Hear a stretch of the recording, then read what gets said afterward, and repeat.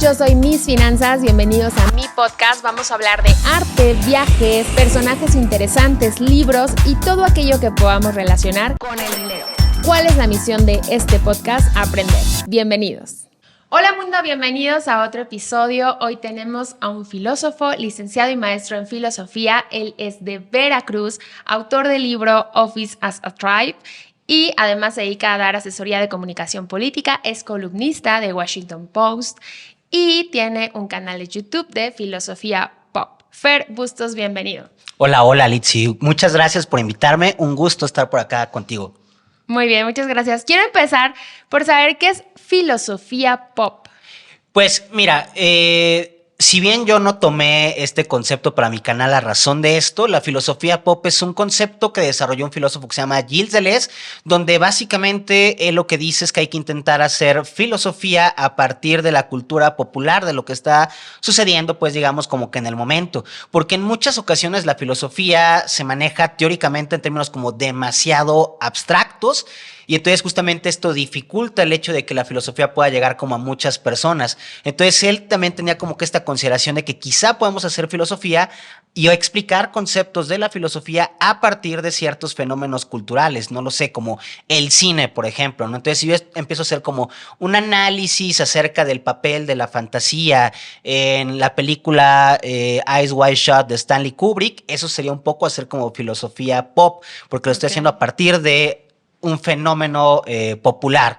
Entonces, pues bueno, a razón de esto también es que, si bien no fue por eso, es que yo adopté como que este nombre para mi canal de TikTok y de YouTube, porque mucho de lo que yo hago es un análisis de la cultura actual, ya sea lo que está pasando con los influencers, con la política y los influencers, con el cine, con estos videos que se están viralizando de que gente que llega y que te paga como la cirugía a un chingo de personas que no pueden ver, como lo dice este youtuber MrBeast o Hot Spanish, que de pronto llega y te dice, si te rapas la cabeza te puedes ganar este coche, ¿le entras o no? Entonces, eso es lo que hago principalmente, no solamente como explicar conceptos de que, ¿qué dijo Nietzsche y qué significa que haya pronunciado la muerte de Dios o qué significa el Dasein en Heidegger? O sea, no hago eso porque si bien me interesa y lo puedo hacer, creo que estamos ya llenos como de toda esa teoría sobre conceptos de filosofía. Entonces a mí más bien lo que me interesa es cómo jalar eso, diferentes conceptos, e hilarlos a fenómenos culturales para desde ahí hablar de la filosofía, ¿no? Entonces, por eso es que en realidad yo termino poniéndola a mi canal como filosofía pop, porque hablo mucho de la cultura popular desde la filosofía. Ok, ¿qué es la filosofía? Cuéntanos. Pasemos al siguiente. No, pues mira, es una pregunta obviamente hiper compleja y nos podemos encontrar con muchísimas definiciones. Yo diría, digamos, como de manera muy personal, que la filosofía, y esto voy a apelar justamente a un maestro que tuve, que era un viejito y que se llamaba Eliud García Medrano y me daba clases de griego. Y él nos decía como, bueno, jóvenes, algo con lo que ustedes se van a encontrar frecuentemente es con esta pregunta de ¿para qué sirve la filosofía? Que va de la mano con qué es la filosofía. Y entonces él decía, la manera más sencilla de explicar para qué sirve la filosofía es esta, ¿no? La filosofía sirve para ser, pueden mutear la palabra, la filosofía sirve para ser menos pendejo, ¿no? O menos tonto, o menos ignorante, por decirlo de alguna manera. Porque en buena medida lo que la filosofía busca es que te hagas constantemente preguntas sobre el mundo, sobre todo lo que sucede a tu alrededor, pero no solamente sobre eso, sino que también te hagas preguntas sobre ti mismo. Yo pongo esta analogía constantemente cuando hablo de esto con las diferentes miradas que hay al interior de las religiones. Es decir, podemos pensar en la mirada del cristianismo y en la mirada del budismo. La mirada del cristianismo es una mirada que va siempre hacia afuera, hacia el otro, hacia el prójimo. Y en cambio en el budismo, por eso es que las representaciones de Buda, las estatuas, Buda siempre aparece con los ojos cerrados. ¿Por qué? Porque la mirada no está hacia afuera, sino que la mirada se vuelca hacia adentro, hacia el interior. Entonces creo que justamente la filosofía es un tipo de pensamiento riguroso, crítico, analítico que participa de estos dos tipos de miradas. Con preguntas, ¿no? Hacemos preguntas sobre lo que nos rodea, pero también preguntas sobre uno mismo, Que por esto es que Platón decía esto de que una vida sin examen es una vida que no vale la pena ser vivida. Es decir, una vida en la cual tú no te haces ningún cuestionamiento sobre tu vida, sobre, ay, ¿por qué me hicieron el mal, me hicieron daño? Pero cuando yo le hice el daño a esa persona me sentí increíble, ¿no? O sea, si no te haces ese tipo de preguntas, si no te preguntas por qué deseas lo que deseas, pues es como si simplemente estuviéramos viviendo una vida medio autómata, ¿no? Entonces, por eso es necesario esto. Entonces, esa es una manera en la que yo respondería, si bien no es una definición, creo que es la manera en la que yo te respondería qué es la filosofía. No es un tipo de pensamiento crítico, analítico, riguroso, extensivo, lógico, que busca hacerse preguntas sobre el mundo, pero también preguntas sobre uno mismo. Y ahí, al interior de esto, decir que a veces para la filosofía, a veces mucha gente, como que está esta idea rara del filósofo, o Sí, la filósofa. yo te comenté que en Google, ¿no? Ah. Decía, la definición era, es una persona virtuosa o austera que lleva una vida retirada y ajena a las distracciones o las diversiones. Ah. Y la segunda definición era persona que se dedica a la filosofía. Y entonces yo dije, no, Fer es filósofo y nada que ver, ¿sabes? Entonces, si a veces nos dejamos, la verdad es que yo me acuerdo que yo cuando estudié, pues llevaba la clase de filosofía, pero hasta que empecé a ver tus redes sociales y todo, recordé lo que era un filósofo, ¿sabes? Y entonces es interesante ver que la filosofía, como que, digamos, de alguna manera todos la aplicamos, pero a mí me gustaría saber la diferencia sin obviamente la expertise que tienes tú, de si un filósofo es el único que puede filosofar o cualquier persona puede filosofar. Ok. Sí, hay esa idea rarísima con relación al filósofo y que decía, ¿no? Es decir, como que mucha gente cree que los filósofos somos como un ente raro, extraño, aislado, enclaustrado, que además tiene como que mucho conocimiento y que entonces yo puedo acercarme y preguntarle algo y que me lo va a responder. ¿Para qué nací? Claro, ¿no? Y lo principal sería como decir esto, ¿no? Es decir, en realidad, más que respuestas, tenemos preguntas. Pero justamente en la pregunta hay un gran valor epistémico, un gran valor en términos de conocimiento. La pregunta te puede despertar, te puede mover, te puede encauzar, ¿no? Es decir, no necesariamente tenemos respuestas. Entonces, si alguien se acerca a un filósofo buscando respuestas, pues va a ser un tanto difícil encontrarnos con eso, ¿no? E incluso también con esta definición que me acabas de dar del diccionario, es complicado, ¿no? Quizás sí haya muchas personas que llevan una vida de esa manera. En lo personal, yo he decidido no llevarla de esa forma, ¿no? Porque también a mí lo que me interesa es, justamente como hablábamos, poner como la filosofía en discusión y que sea más cercana a mucha gente. Y para hacer eso, pues no puedo hablar de algo que está sucediendo si me enclaustro y estoy encerrado, ¿no? Entonces yo más bien participo de todo este tipo de cosas, de dinámicas, para saber de qué está pasando y desde ahí hablar de ello, ¿no? Ahora bien, esta pregunta que me haces en concreto, es difícil. Yo sí creo que una persona podría ser considerada filósofo, filósofa, aun cuando no haya pasado por esta formación académica.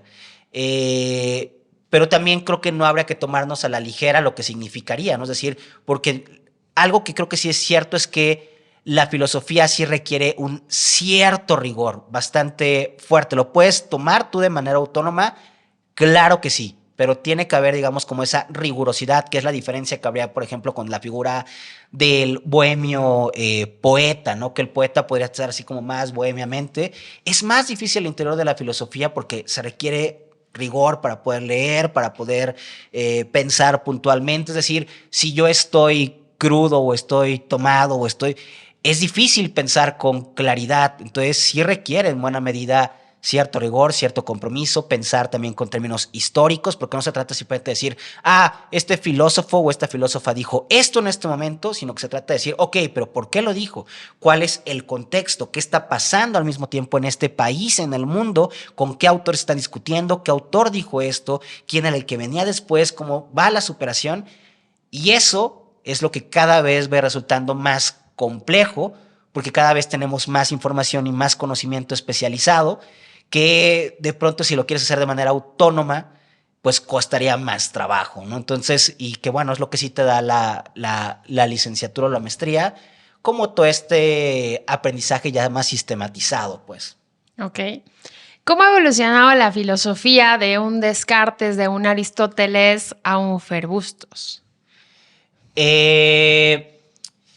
Híjole, o sea, no sé qué tanto ha evolucionado realmente la filosofía, porque, es decir, obviamente sí hay una evolución, pero si volteamos a ver como la mayoría de las tesis de licenciatura o de maestría o de doctorado que se entregan, siguen siendo disertaciones justamente sobre Descartes, sobre Heidegger, sobre Nietzsche, que es teoría como bastante abstracta, es decir, seguimos ahí, no ha habido realmente como un cambio tan fuerte al interior de la filosofía, me atrevería a decirlo yo, como lo hubo en el pasado, que de pronto apareció Kant y transformó como que todo eso.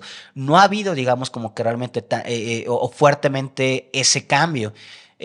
También yo no sé si yo podría pensar o decir o afirmar que estoy haciendo algo parecido a lo que hacían esas personas, ¿no?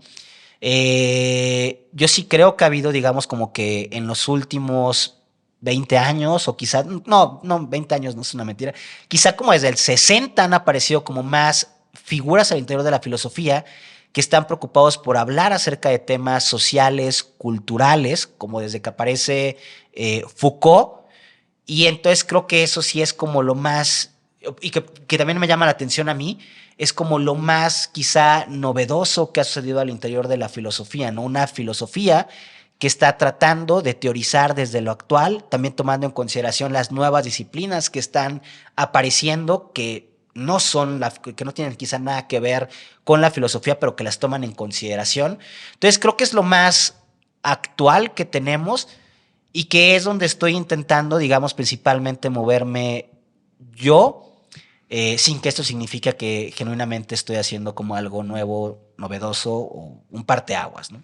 Porque, bueno, yo te sigo en redes sociales y veo que tomas elementos como la nota que decía acerca del tema del ahorro, de para ahorrar es mejor que no desayunes, ¿no? Para que puedas generar un ahorro, y entonces tú filosofabas al respecto de esta nota. Entonces creo que puedes llegar a un público mucho más joven con lo que estás haciendo versus que a lo mejor una persona se interese por leer un libro, ¿no? Es una manera diferente de hacer filosofía que me parece, la verdad, bastante interesante.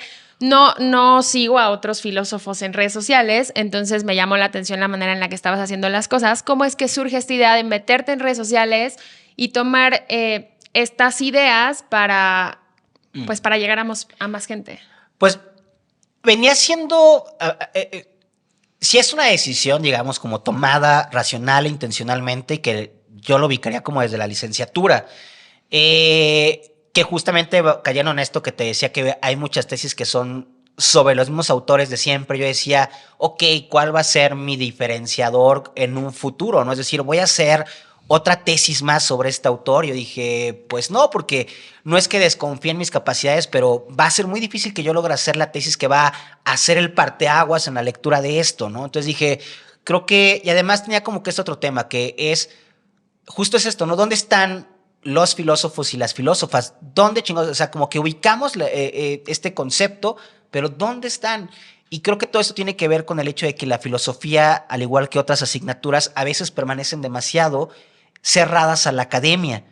Y entonces como de que, ok, publicas un artículo en una revista indexada, arbitrada, y claro, te vale mucho ante el CONACYT, pero ¿qué tantas personas lo leen? O sea, ¿con quién estás hablando? ¿Con quién estás discutiendo? ¿Para qué estoy pensando sobre esto? Lo estoy haciendo simplemente como para ir a un congreso y después a otro congreso en el que me voy a estar encontrando a las mismas personas por todo el mundo, y es como un soliloquio, termina siendo como un soliloquio, ¿no? Como que una plática en un círculo cerrado. Y entonces a mí nunca me ha interesado realmente eso, porque yo creo que la filosofía es un tipo de pensamiento que nos puede ayudar a ser mejores a todos y a todas. Pero pero si lo hacemos en el círculo cerrado, creo que pues no va a tener resonancia. Entonces, a mí desde la licenciatura me interesó hacer la filosofía o hablar de filosofía más públicamente. Y por eso es que en la maestría es que yo comienzo a hacer publicaciones ya en diferentes revistas en un primer momento sobre cine. Y es en la pandemia que de pronto digo, bueno, creo que en la pandemia yo estaba dando clases en la universidad, y nos pedían como esto de que, hey, traten de hacer como material para que sus alumnos, alumnas puedan revisar estando en casa, ¿no? Y nos decían como de que quizá hacer un video de YouTube. Y yo dije, no, hombre, o sea, este güey no sabe lo mucho que cuesta trabajo hacer un video de YouTube, ¿no? O sea, es como esta idea de que lo que hace un influencer es cualquier cosa, puede parecer cualquier cosa, pero no cualquiera tiene la habilidad, ¿sabes? De editar un video. Entonces dije, están locos, ¿no? No voy a hacer un video así. Entonces dije, estaba el boom como de TikTok y dije, pues bueno, creo que podría empezar a hacer TikTok, edito desde ahí, es más rápido, es más fácil. Y así empecé y de pronto al mismo tiempo estaba yo empezando a escribir en el Washington Post, pero en el Washington Post ya querían como que hiciera algo más general, que no simplemente hablara de cine, sino que hablara de cultura en términos generales, ¿no? Entonces empecé a hacer como estas, hubo una columna dos columnas que se movieron mucho, que una fue como una crítica hacia la película de Michel Franco, esta que no me acuerdo cómo se llama, pero bueno, fue sobre esa, y la otra fue sobre todo lo que está sucediendo en Monterrey con Mariana Rodríguez y cómo estaba impulsando la campaña de Samuel para gobernador. Y entonces, pues a partir de ahí dije, ok, creo que ya puedo empezar a hacerlo como más hablando... Nuevo orden, claro. Acerca de filosofía en términos, filosofía con cultura en términos muy amplios, hacer crítica de la cultura desde la filosofía. Y entonces ahí ya lo empecé a mezclar las dos cosas, ¿no? Lo que hacía en TikTok con las columnas de opinión que tenía en el post opinión. Y entonces eso fue, digamos, durante la pandemia que lo comencé a hacer y a plasmar más ya como mediáticamente. Que era un interés que yo ya tenía, pero que se cuajó, digámoslo, durante la pandemia. La pandemia. Ok. ¿A quién admiras como filósofo?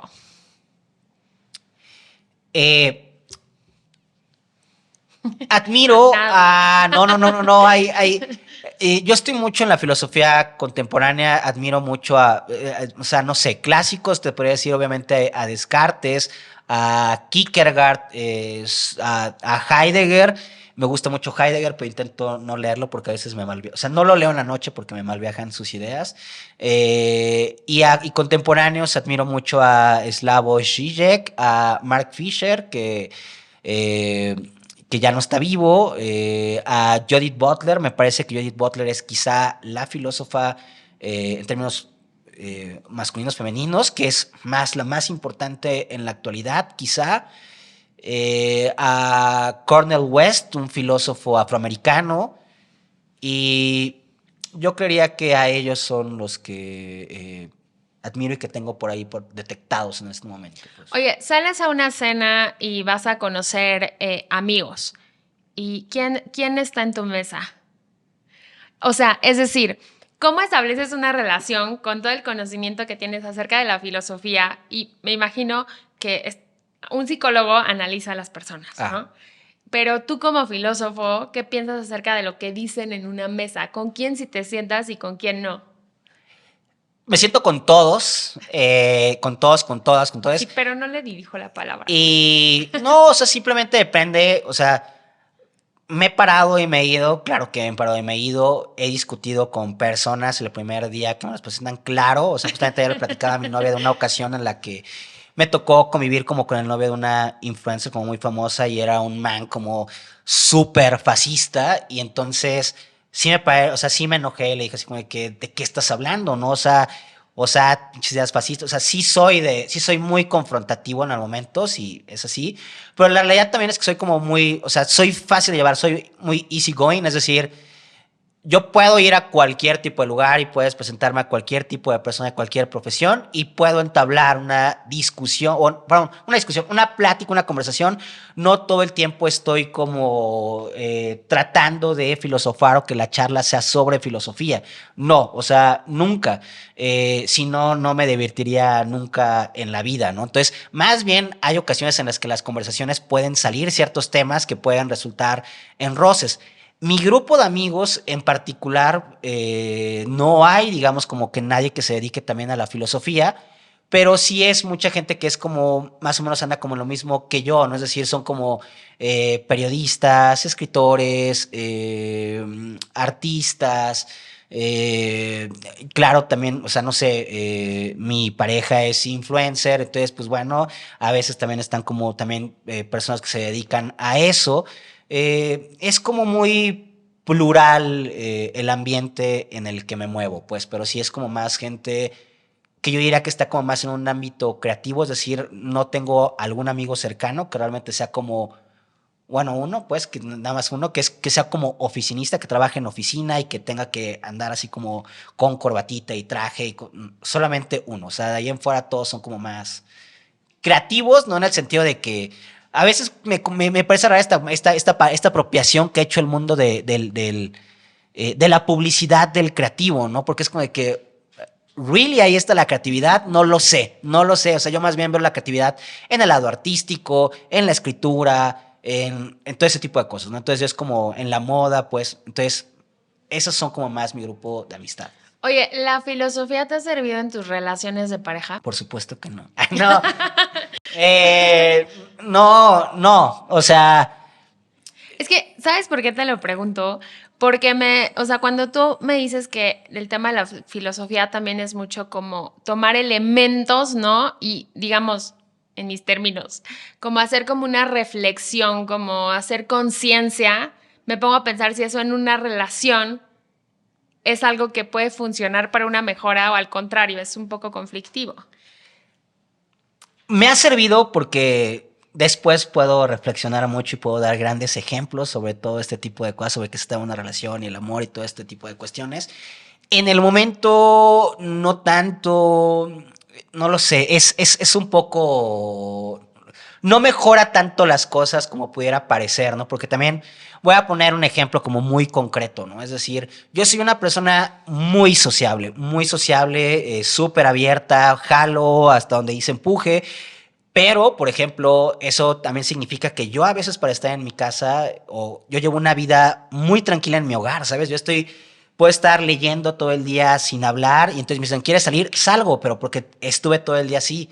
Pero, por ejemplo, con mi novia tengo ese problema bien puntual, ¿no? Que mi novia es como más de estar hablando y quiere que estemos hablando todo el día y cosas por el estilo. Y es como de que, no, espérame, ¿sabes? Necesito estar reflexionando sobre este tipo de cosas. O sea, si bien algo de cierto que sí hay en esta definición que leíste hace rato de la filosofía, es que sí a veces necesitas estar como muy dentro de ti pensando, y aunque estás ahí o haciendo cosas, en realidad te estás en otro pedo, o sea, estás pensando y te desconectas. Y entonces sí requiere a veces cierta soledad, pero simplemente yo creo que aunque esté con ustedes, podría yo estar solo, pero a mí no me molesta, pero hay personas que no pueden lidiar con eso. Y generalmente eso sí me ha ocasionado como un pequeño problema, ¿sabes? Pero de ahí en fuera, pues no más, o sea, pero sí te ayuda a reflexionar sobre ciertas cosas que están pasando, obviamente. Ok. Me gustaría preguntarte, ¿cuál es tu corriente filosófica favorita?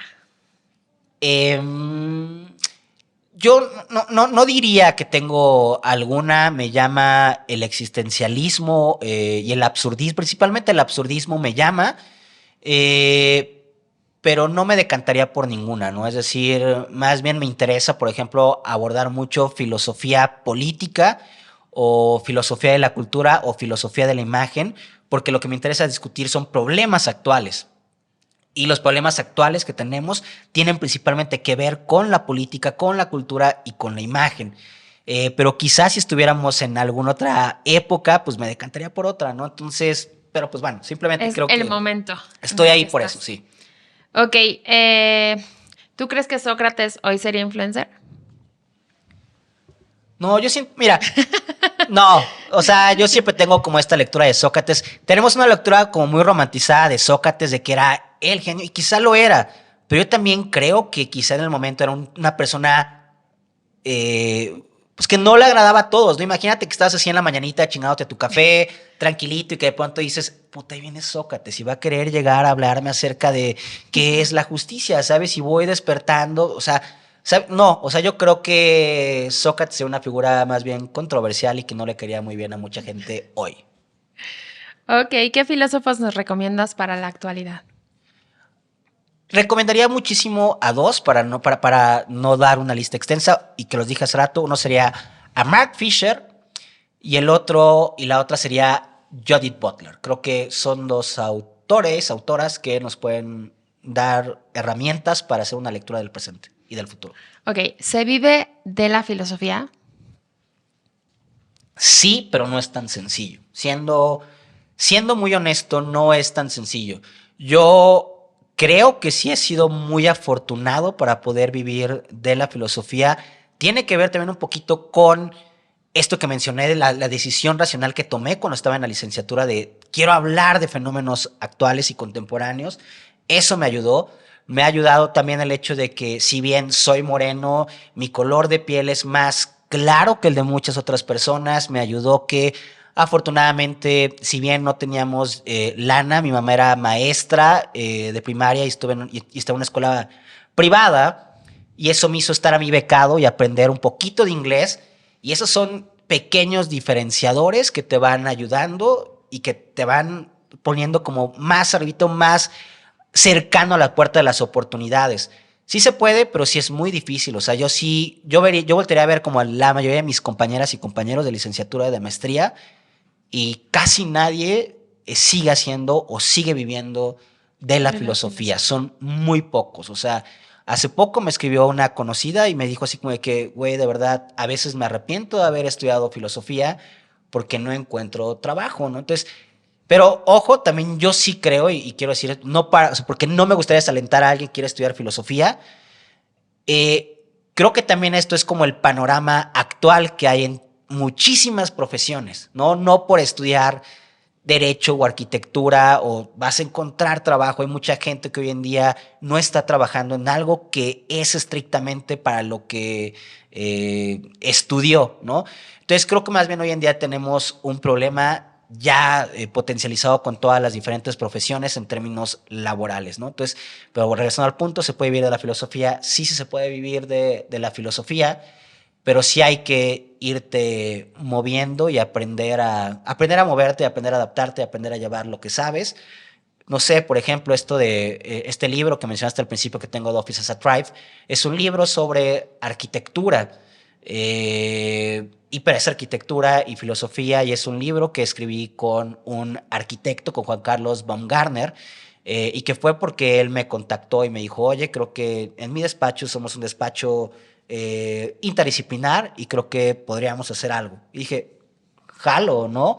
Claro, tengo un interés. Que eso también te ayuda, que estás muy abierto a hacer varias cosas, a innovar a través de lo que haces. Claro. Eso es muy importante, porque también creo que dentro de algunas carreras el tema como de ser un poquito cuadrados no permite que puedan avanzar, ¿cierto?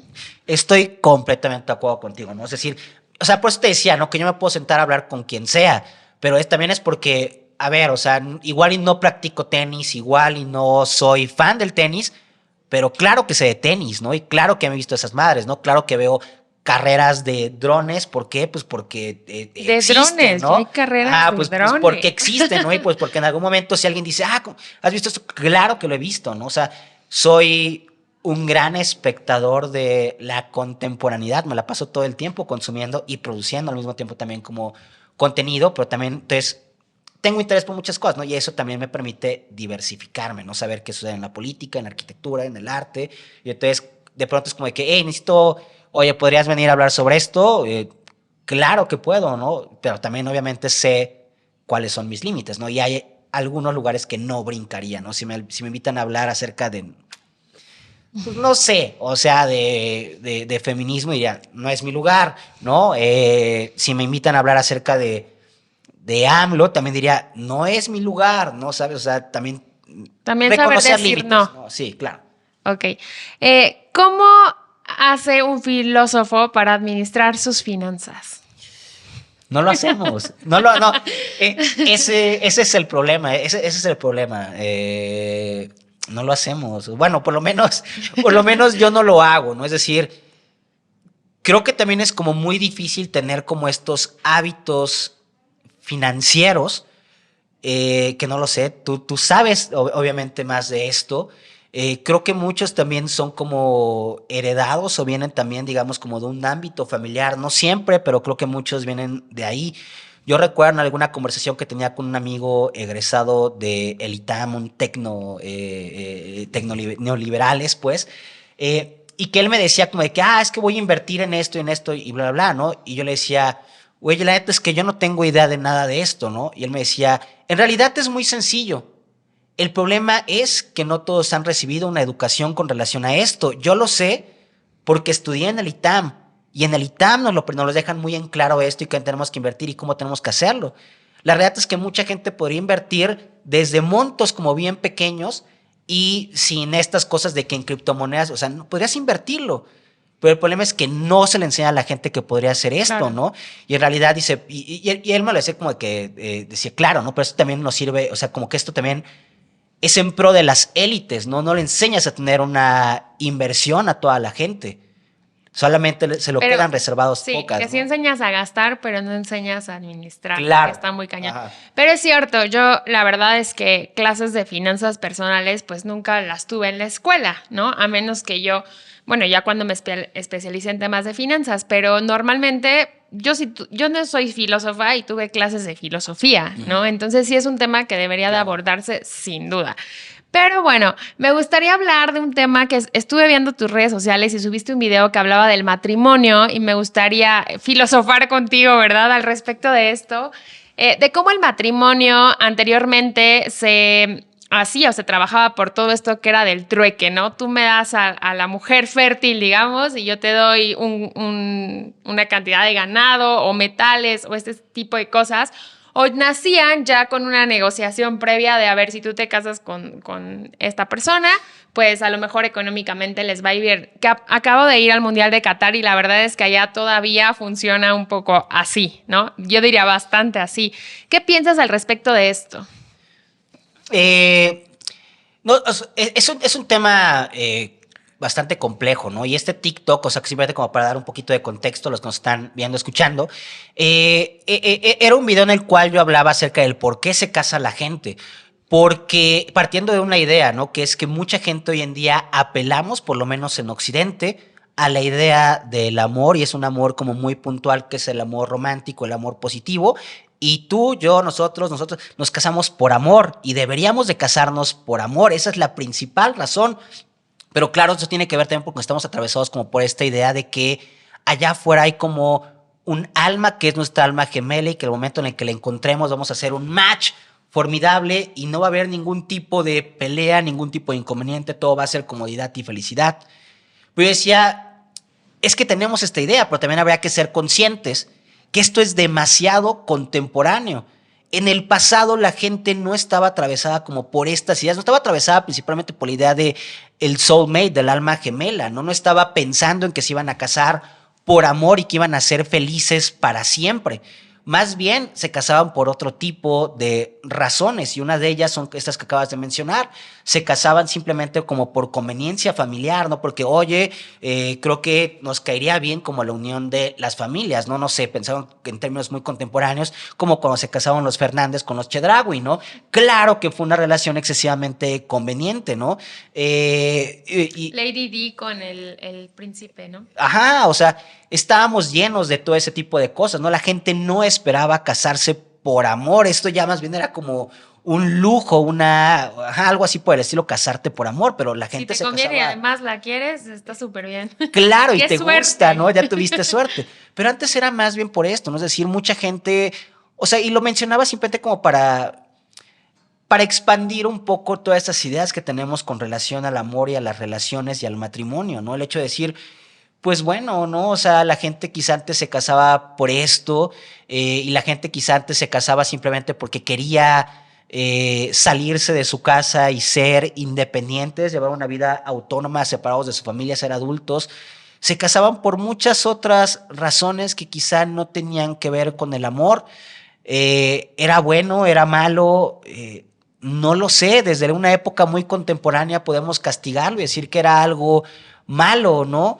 Pero pues también, o sea, no lo sé, creo que estamos demasiado prontos como para castigar y para enjuiciarlas de esta manera, ¿no? Claro. ¿Hay quien te tira hate a raíz de este tipo de videos que haces? Muchísima, claro, sí. ¿Qué haces ante esta situación? Pelearme.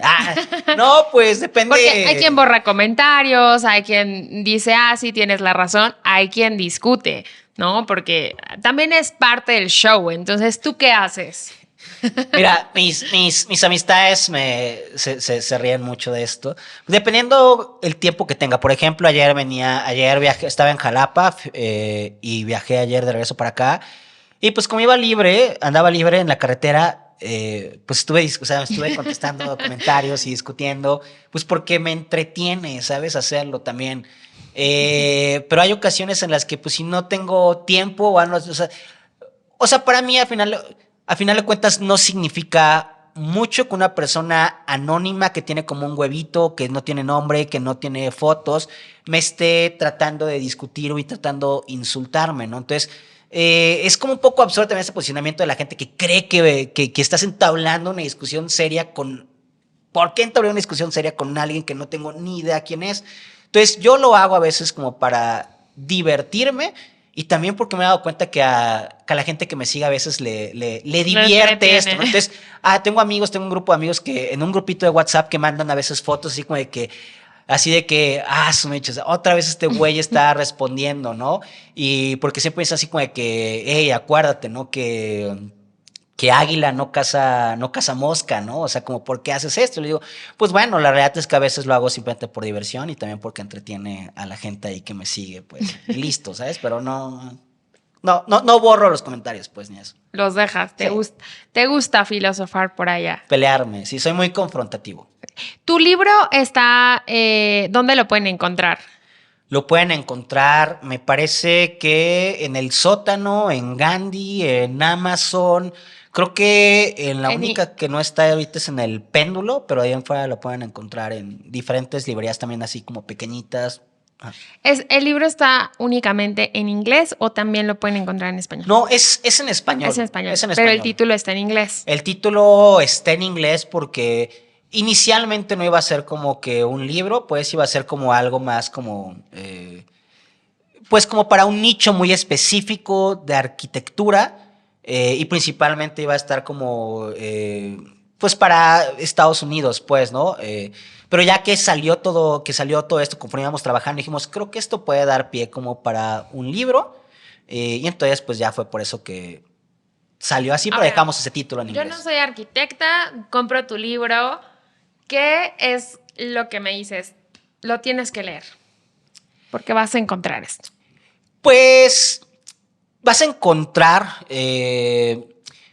como una discusión, un diálogo con relación al por qué las oficinas son de la manera en la que son.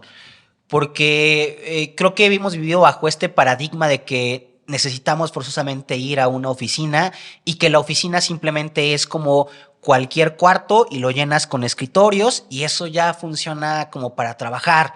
Y ahí debería de salir todo, ¿no? Es como de que ¿por qué creemos que eso es una oficina y por qué creemos que ese es un lugar eficiente para trabajar? ¿No? Es decir, los zoológicos han evolucionado más con el paso de los años, ¿no? Es decir, los zoológicos ven las condiciones de la especie, cómo pueden estar mejor, el clima que necesitan, las condiciones para que se puedan desempeñar de una manera correcta, y en las oficinas, no, a los jefes les vale pues como madres, ¿no? O sea, y entonces yo por eso, por ejemplo, hablamos como un concepto de David Graeber que mutó, que David Graeber nos habla acerca de los bullshit jobs, o sea, como los, tal cual el concepto en español es traducido como los empleos de mierda, que son empleos donde te tratan mal, donde rompen con toda tu dignidad, y además no te pagan bien. Y aparte son empleos que de pronto llega un momento en el que tú dices, creo que este empleo ni siquiera debería de existir. O sea, a veces es como de pronto estás dando los tickets para entrar al banco y es como de que, güey, ¿por qué paso todo mi día trabajando en esto? No es un empleo de mierda sentido.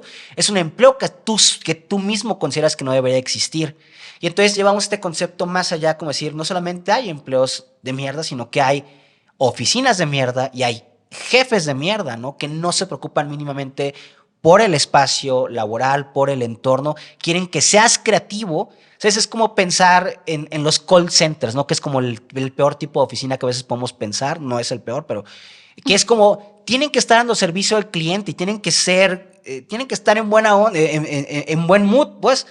Y las oficinas, cualquiera que haya trabajado en un call center sabe que son horribles.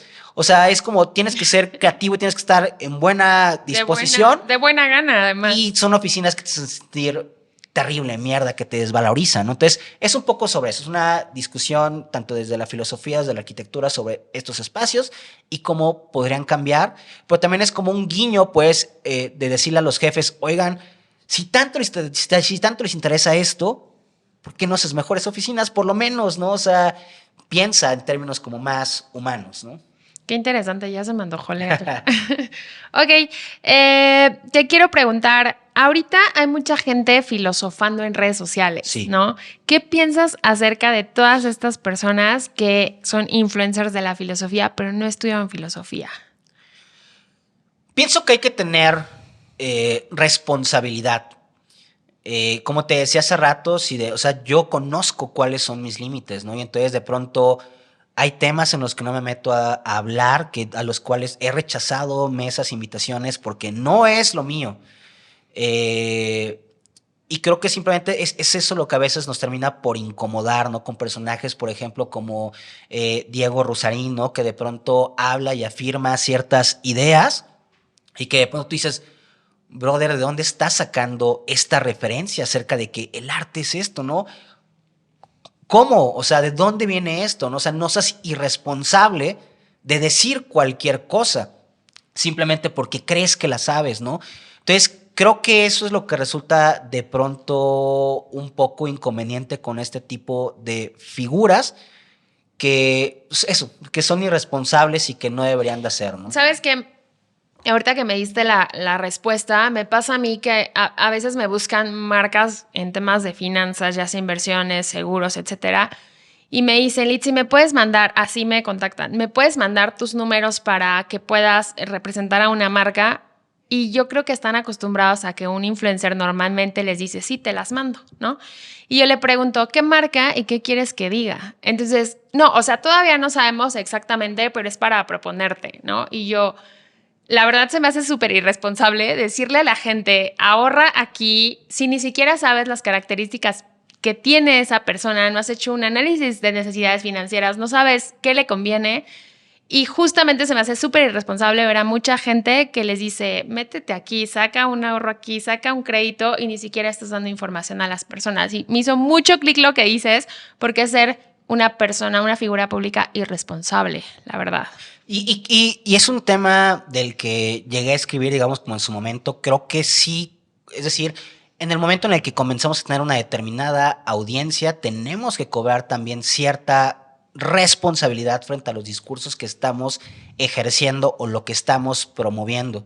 Y lo que termina por ser inconveniente de pronto con este tipo de figuras, pues que hace ya subió un TikTok justamente sobre eso, ¿no? Criticando a dos personajes, que uno es Rusarín, que se las juega como de filósofo, y al Temach, ¿no? Que es un güey que habla sobre machos alfa y todo este tipo de cosas, ¿no? Y entonces decía, son lo mismo, porque para mí son dos personas que al final de cuentas son irresponsables y son estafadores porque presumen ser como especialistas de algo de lo que no son.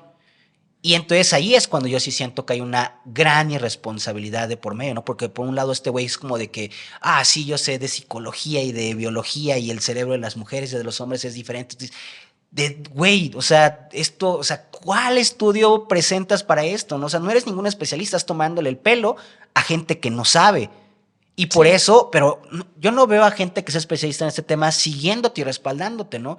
Y lo mismo pasa con Diego, ¿no? Que hay mucha gente desde la filosofía que ha dicho, hey, estás haciendo las cosas mal, estás haciendo esto, pero al güey le vale madres, ¿no? Y el güey lo sigue haciendo. Y la gente que lo sigue principalmente es gente que simplemente dice, claro, habla con un chingo de seguridad, ya ha dejado callada a gente. ¿A qué gente? Gente que tampoco sabe de filosofía, gente que tampoco ha pasado por estudios serios o críticos de estos tópicos, a quienes deja callados y cómo, ¿no? Es decir, entonces sí, eso es lo que termina por molestar a veces o por resultar inconveniente. Pero hay gente que quizá lo hace a veces de buenas maneras, ¿no? Que simplemente explica como ciertos conceptos y es cool, ¿no? Pero no está... Como no soy experto, pero considero esto.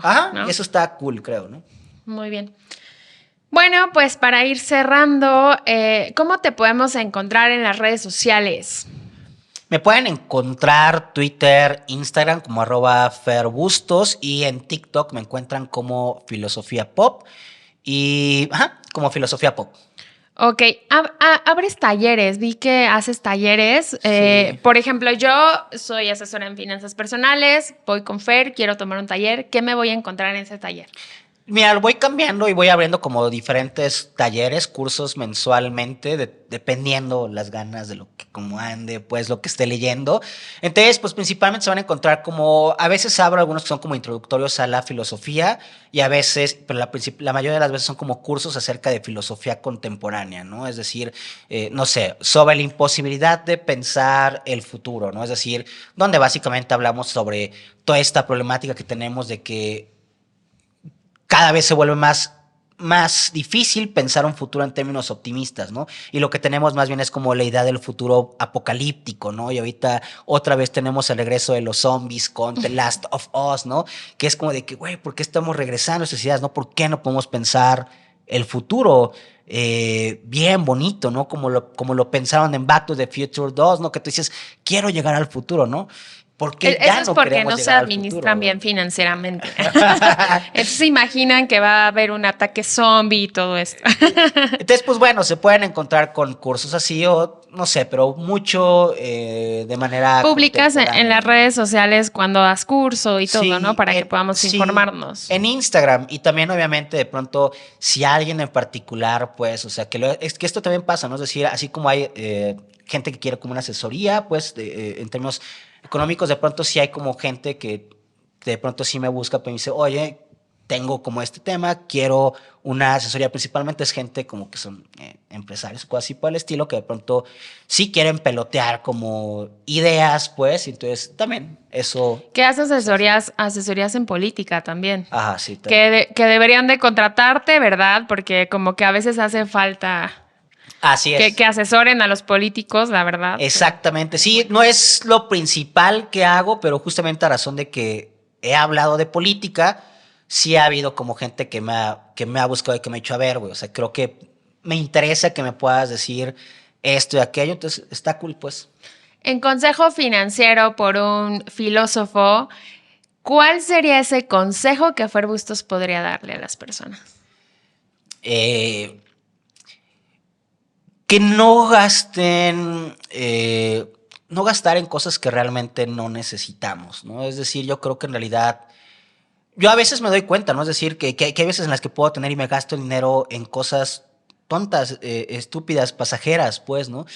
Pues la realidad es que me he dado cuenta que no necesito nada de eso, ¿no? Entonces yo algo que ya he intentado hacer es comprar muy poco y de verdad compro muy poco. O sea, yo creo que al año debo de estar comprando, yo creo que 2 pantalones a lo mucho, una chamarra, 5 playeras. Es lo más que compro, digamos, como de ropa. ¿Y te vistes bien? Y me he visto igual todos los días, casi casi, Además. ¿no?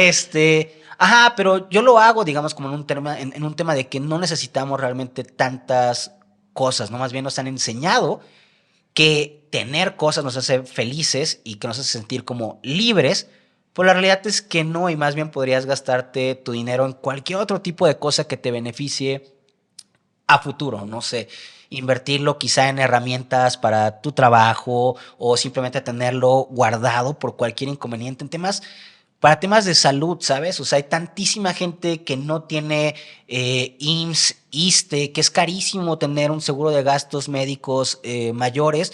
Yo lo que sigo es como guardar dinero y tratar de buscar para invertirlo principalmente o en salud o en algo que te pueda dejar como bienes, pues, ¿sabes? O sea, pero eso sería como el consejo. En empezar a crear tu Sí. patrimonio. Muy bien, Fer, pues muchas gracias por estar con nosotros. Bueno, pues próximamente seguramente estarás dando talleres, ya lo pueden buscar en sus redes sociales. Recuerden suscribirse también al canal para que puedan ver los siguientes episodios y cualquier cosa la pueden dejar en comentarios. Les mandamos un abrazo grande que es libre de impuestos. Hasta pronto. Listo.